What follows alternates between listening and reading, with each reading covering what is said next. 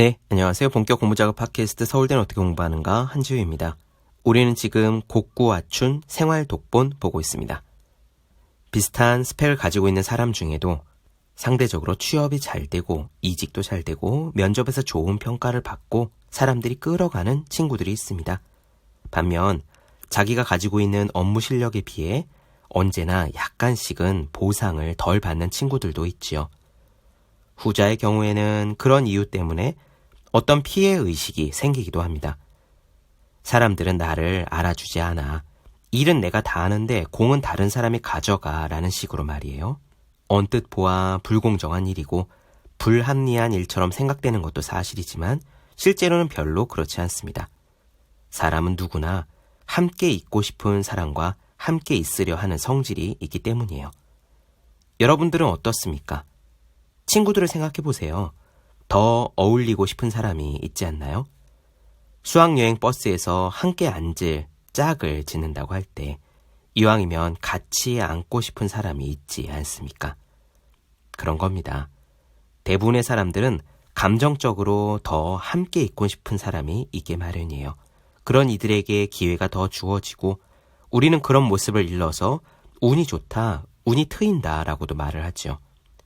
여기서 말하는 운이 꼭 잘생기고 예쁨을 뜻하는 게 절대로 아닙니다. 그보다는 사람이 가진 기운에 가깝습니다. 밝고 맑은 기운, 선하고 유쾌한 기운을 가지고 있어야 사람들로부터 사랑을 받습니다. 그건 태도예요. 토익 점수나 독서 이력이 아니라 그 사람이 가진 태도입니다. 그런 까닭에 운명이란 곧 그 사람이 가진 태도라고 셰익스피어가 말했는지도 모르겠습니다. 오늘 이야기는 운명을 좋게 만드는 방법입니다. 조언은 단순합니다. 밝은 마음을 가져야 한다는 건데요. 직접 들어보시죠. 바로 시작하겠습니다.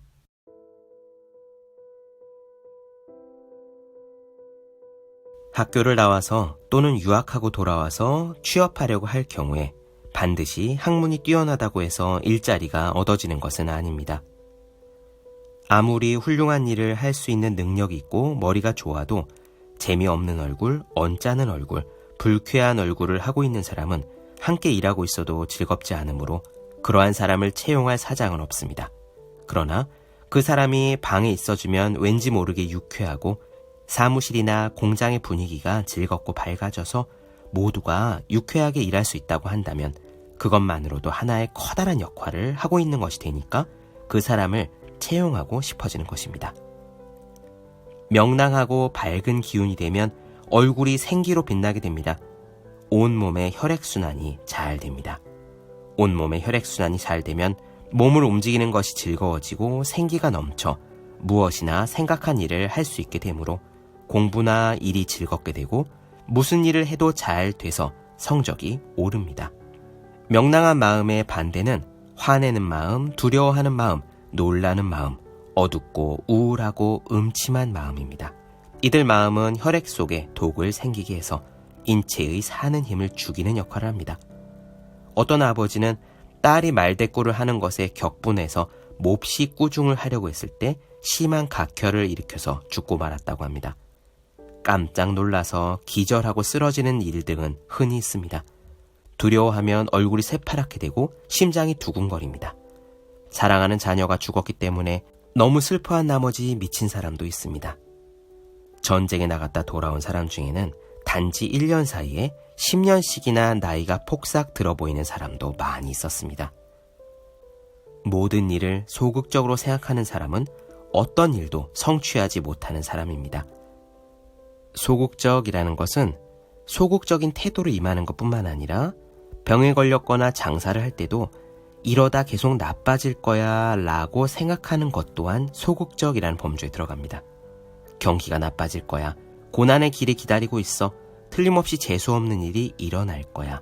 내 앞날은 불투명해 라는 등의 생각은 모두 소극적인 생각으로서 이러한 것을 생각하거나 말하고 있으면 생각의 힘, 말의 힘에 의해 파괴적이고 재미없는 일이 일어납니다. 무엇인가를 창조해내기 위해서는 우선 생각이 밝지 않으면 안 됩니다. 창조하고 건설한다는 것은 파괴하는 것의 반대입니다.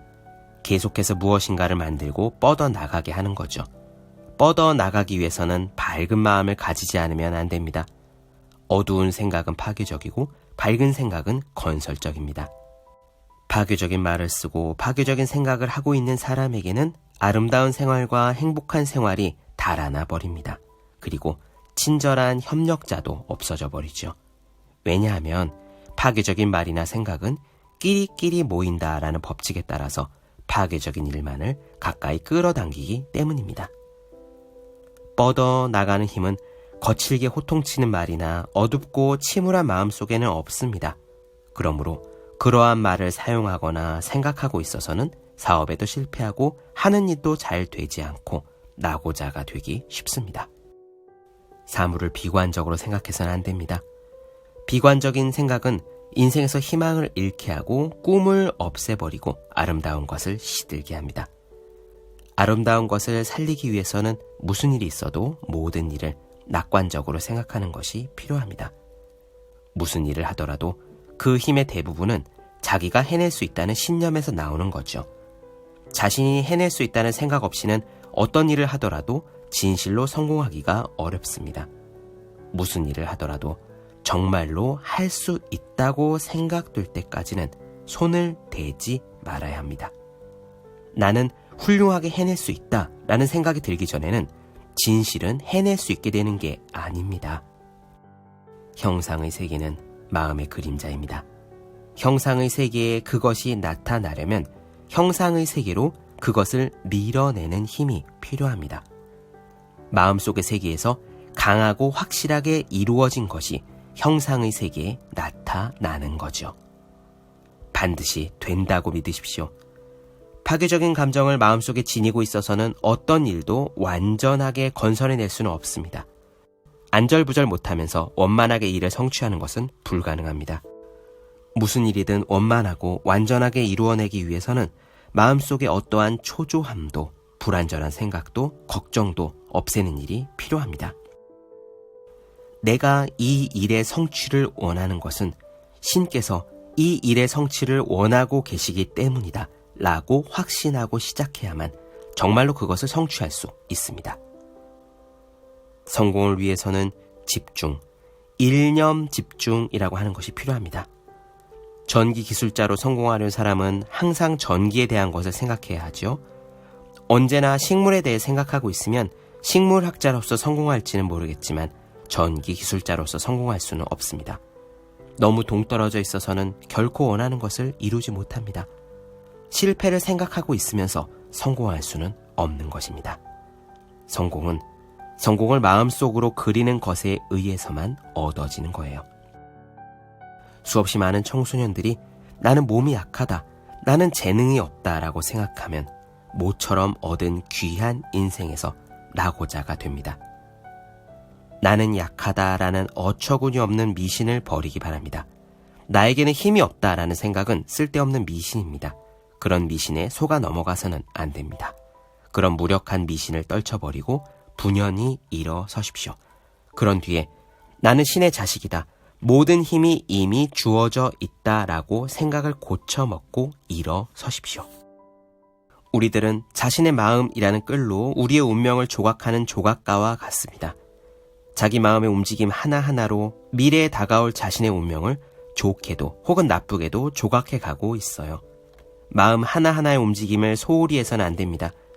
잠시 화냈던 마음, 잠시 미워했던 마음, 잠시 불평했던 마음 등도 반드시 어떤 형태로든 육체에 새겨지게 되고 우리의 운명에 새겨지게 됩니다.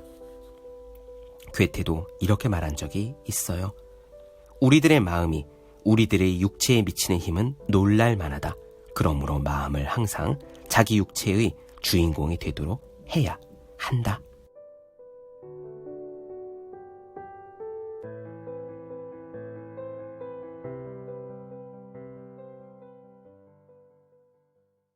네, 본격 공부작업 팟캐스트 서울대는 어떻게 공부하는가? 곡과 맞춘 생활 독본 나눠드렸습니다. 더 많은 이야기가 궁금하신 분들은 제 유튜브 채널 제우의 서재, 네이버 블로거 생의 즐거운 편지, 카카오 브런치 한재우 브런치, 인스타그램에서 해시태그 제우의 서재 검색해 주시면 좋겠습니다. 또 해야 하는 일과 하고 싶은 일 사이에서 고민하며 쓴 제 첫 번째 에세이 노력이라 쓰고 버티기라 읽는 공부하시는 모든 분들을 위해 어떻게 공부하는 게 효과적인 설명한 혼자 하는 공부의 정서, 그리고 책상에 올려두기만 해도 공부하고 싶어지는 365 혼공 캘린더. 아직 읽지 않으셨다면 꼭 한번 읽어보셨으면 좋겠습니다. 그럼 오늘 여기까지 할게요. 전 다음 시간에 뵙겠습니다. 여러분 모두 열심히 공부하십시오. 저도 열심히 하겠습니다.